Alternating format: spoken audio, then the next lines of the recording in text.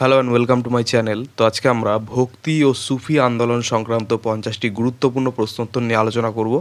তো ডিরেক্টলি চলে যাচ্ছি নাম্বার 1। ভক্তি আন্দোলন কোন শতকে শুরু হয়?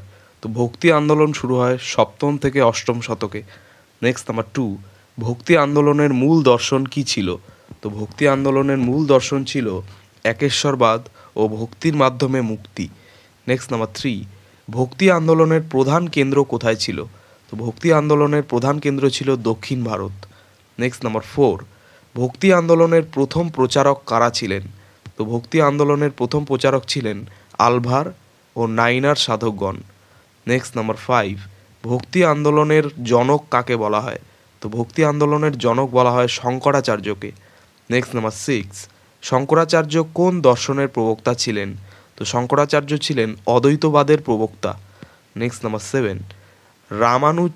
রামানুজাচার্য কোন দর্শনের প্রচার করেন? তো রামানুজাচার্য বিশিষ্টাদ্বৈতবাদের প্রচার করতেন। Next number 8। মধ্যযুগে ভক্তি আন্দোলনের অন্যতম প্রধান নেতা কে ছিলেন? তো মধ্যযুগে ভক্তি আন্দোলনের অন্যতম প্রধান নেতা ছিলেন রামানন্দ। Next number 9। ভারতে রামানন্দের বিখ্যাত শিষ্য কে ছিলেন? তো ভারতে রামানন্দের বিখ্যাত শিষ্য ছিলেন কবির। Next number 10।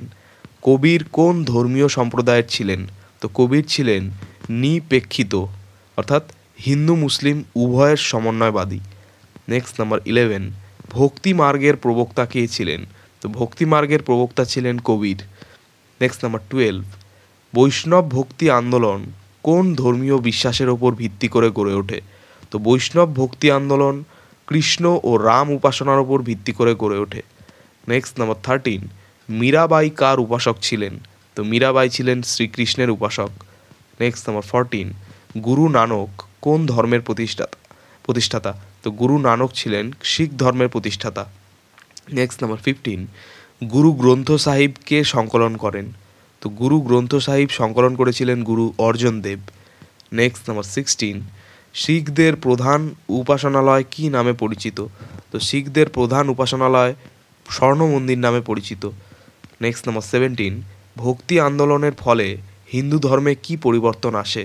তো ভক্তি আন্দোলনের ফলে হিন্দু ধর্মে সহজ উপাসনা পদ্ধতি ও সামাজিক সমতা আসে। Next number 18। চৈতন্য মহাপ্রভু কোন ধর্মীয় সম্প্রদায়ের প্রচারক ছিলেন?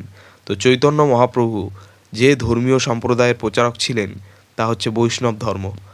Next number 19। চৈতন্য মহাপ্রভু কোন রাজ্যে ভক্তি আন্দোলন প্রচার করেন? তো চৈতন্য মহাপ্রভু বাংলা ও ওড়িশা রাজ্যে ভক্তি আন্দোলন প্রচার করেছিলেন। Next number 20। সন্ত ত্যাগরাজ কোন রাজ্যের ছিলেন? তো সন্ত ত্যাগরাজ ছিলেন তামিলনাড়ুর। Next number 21। সুফি আন্দোলনের মূল দর্শন কী? তো সুফি আন্দোলনের মূল দর্শন হচ্ছে প্রেম, সহানুভূতি ও আত্মার মিলন। Next number 22। সুফি আন্দোলনের প্রধান লক্ষ্য কী ছিল? তো সুফি আন্দোলনের প্রধান লক্ষ্য ছিল ঈশ্বর প্রেম ও আধ্যাত্মিক উন্নতি। Next number 23। সুফি মতবাদ কোথা থেকে উদ্ভূত? তো সুফি মতবাদ ইসলাম ধর্মের মরমিয়া ধারা থেকে উদ্ভূত। Next number 24। সুফি মতবাদের অনুসারীদের কি বলা হয়? তো সুফি মতবাদের অনুসারীদের বলা হয় দরবেশ বা ফকির। Next number 25। ভারতে সুফি মতবাদের প্রবর্তক কে ছিলেন? তো ভারতে সুফি মতবাদের প্রবর্তক ছিলেন খাজা মঈনুদ্দিন চিশতি। Next number 26। খাজা মঈনুদ্দিন চিশতি কোথায় আস্তানা স্থাপন করেন? তো খাজা মঈনুদ্দিন চিশতি রাজস্থানের আজমিরে আস্তানা স্থাপন করেন। Next number 27। সুফি সাধকদের আধ্যাত্মিক কেন্দ্রকে কি বলা হয়?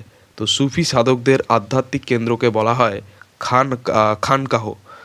Next number 28। সুফি সাধকদের কবরস্থান কি নামে পরিচিত? তো সুফি সাধকদের কবরস্থান দরগা নামে পরিচিত। Next number 29। সুফি মতবাদের কোন প্রধান সম্প্রদায় ভারতে জনপ্রিয় ছিল?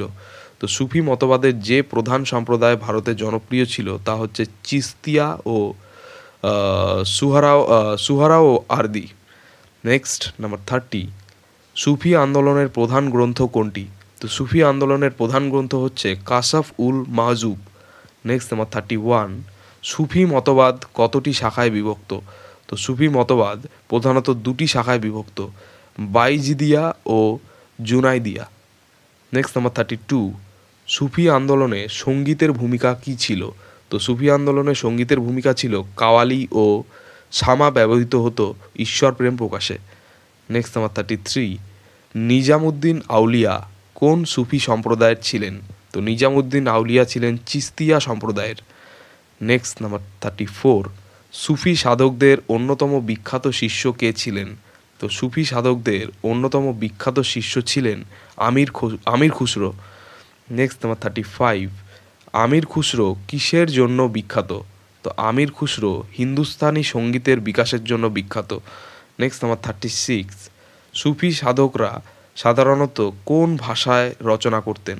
তো সুফি সাধকরা সাধারণত ফার্সি ও উর্দু ভাষায় রচনা করতেন। নেক্সট নাম্বার 37, সুফি দর্শনের মূল নীতি কী? তো সুফি দর্শনের মূল নীতি হচ্ছে সরল জীবনযাপন ও মানব প্রেম। নেক্সট নাম্বার 38, ফানা কি? ফানা হচ্ছে আত্মার বিলীনতা বা সৃষ্টিকর্তার সাথে মিলন। নেক্সট নাম্বার 39, সুফি মতবাদের দীক্ষাগুরু কাকে বলা হয়? তো সুফি মতবাদের দীক্ষাগুরুকে বলা হয় মুর্শিদ। নেক্সট নাম্বার 40, সুফি মতবাদ কোন ইসলামী খলিফার সময় বিকশিত হয়? তো সুফি মতবাদ বিকশিত হয় যে ইসলামিক খলিফার সময়, তিনি হচ্ছেন আব্বাসীয় খলিফাদের সময়। অর্থাৎ আব্বাসীয় খলিফারা যে সময় তাদের আধিপত্য ছিল সেই সময় সুফি মতবাদটা প্রচার হয়েছিল। নেক্সট নাম্বার 41, ভক্তি ও সুফি আন্দোলনের মূল মিল কোথায়? তো ভক্তি ও সুফি আন্দোলনের মিল হচ্ছে ঈশ্বর প্রেম, ধর্মীয় সহনশীলতা ও সামাজিক সমতা। নেক্সট নাম্বার 42, ভক্তি ও সুফি আন্দোলন কোন বিষয়ের ওপর গুরুত্ব দেয়? তো ভক্তি ও সুফি আন্দোলন গুরুত্ব দেয় আধ্যাত্মিকতা ও মানব প্রেমের ওপর। নেক্সট নাম্বার 43, ভক্তি ও সুফি আন্দোলনের প্রধান সামাজিক প্রভাব কী ছিল? তো ভক্তি ও সুফি আন্দোলনের প্রধান সামাজিক প্রভাব ছিল জাতিভেদ প্রথার বিরোধিতায়। নেক্সট নাম্বার 44, ভক্তি ও সুফি আন্দোলনের কারণে কোন ভাষাগুলোর বিকাশ হয়? তো ভক্তি ও সুফি আন্দোলনের কারণে যে ভাষাগুলোর বিকাশ হয় তা হচ্ছে হিন্দি, উর্দু, বাংলা ও অন্যান্য আঞ্চলিক ভাষা। নেক্সট নাম্বার 45, ভক্তি ও সুফি আন্দোলনের কারণে কোন শিল্পরূপ বিকশিত হয়? তো ভক্তি ও সুফি আন্দোলনের কারণে সঙ্গীত ও কবিতার এই দুই শিল্পরূপ আমরা বিকশিত হতে দেখেছি। নেক্সট নাম্বার 46, ভক্তি ও সুফি আন্দোলনের ধর্মীয় সহনশীলতার ফলে কোন ধর্ম বিকশিত হয়? তো ভক্তি ও সুফি আন্দোলনের ধর্মীয় সহনশীলতার ফলে যে ধর্ম বিকশিত হয় তা হচ্ছে শিখ ধর্ম। নেক্সট নাম্বার 47, ভক্তি ও সুফি সাধকদের উপদেশমূলক বাণী কী নামে পরিচিত? তো ভক্তি ও সুফি সাধকদের উপদেশমূলক বাণী দোহা ও কাওয়ালি নামে পরিচিত। নেক্সট নাম্বার 48, ভক্তি ও সুফি আন্দোলনের প্রভাবে কোন রাজবংশ ধর্মীয় সহনশীলতা গ্রহণ করে? তো ভক্তি ও সুফি আন্দোলনের প্রভাবে যে রাজবংশ ধর্মীয় সহনশীলতা গ্রহণ করে তা হচ্ছে মুঘল সাম্রাজ্য বা মুঘল রাজবংশ। নেক্সট নাম্বার 49, ভক্তি ও সুফি আন্দোলনের সামাজিক প্রভাব কী ছিল? তো ভক্তি ও সুফি আন্দোলনের সামাজিক প্রভাব ছিল হিন্দু মুসলিম ঐক্যের প্রচারের ওপর। নেক্সট নাম্বার 50, ভক্তি ও সুফি আন্দোলনের দীর্ঘমেয়াদী প্রভাব কী? তো ভক্তি ও সুফি আন্দোলনের দীর্ঘমেয়াদী প্রভাব হচ্ছে ভারতীয় সংস্কৃতির ধর্মীয় মিশ্রণ ও সামাজিক সমন্বয়। তো এই ছিল ভক্তি ও সুফি আন্দোলন সংক্রান্ত 50টি গুরুত্বপূর্ণ প্রশ্ন উত্তর। তো চ্যানেলটি ভালো লাগলে অবশ্যই সাবস্ক্রাইব করো এবং পরবর্তী আপডেটগুলি পাওয়ার জন্য অবশ্যই নোটিফিকেশন বেলটি অন করে দিও। ধন্যবাদ।